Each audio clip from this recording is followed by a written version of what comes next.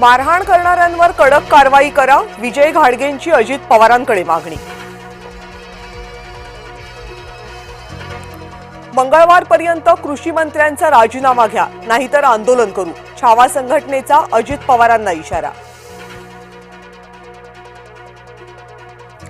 महादेव मुंडे हत्या प्रकरणी एसआयटीची स्थापना, सकाळपासून सुरू असलेल्या आंदोलनाला अखेर स्थगिती।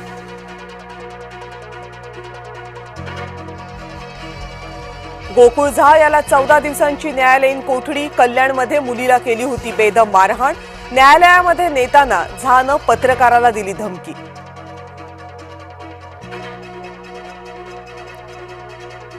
महायुतीमधल्या 8 मंत्र्यांना मंत्रिपदाला मुकावं लागणार, संजय शिरसाट, भरत गोगावले, योगेश कदम, दादा भुसे, माणिकराव कोकाटे हिटलिस्टवर। सामनाच्या दाव्यामुळे भुवया उंचावल्या।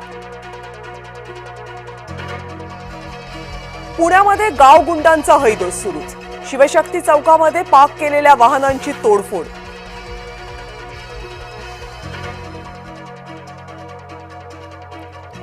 संभाजीनगरमध्ये प्रियकरानं प्रेयसीला दरीत ढकललं, दरीमध्ये कोसळून 24 वर्षांच्या प्रेयसीचा मृत्यू।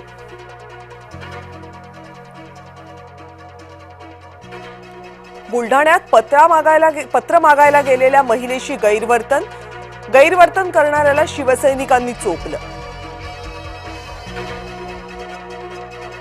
त्र्यंबकेश्वर मंदिरामध्ये सभामंडपामध्ये गळती, गाभारा आणि कळसातून पावसाचं पाणी झिरपते।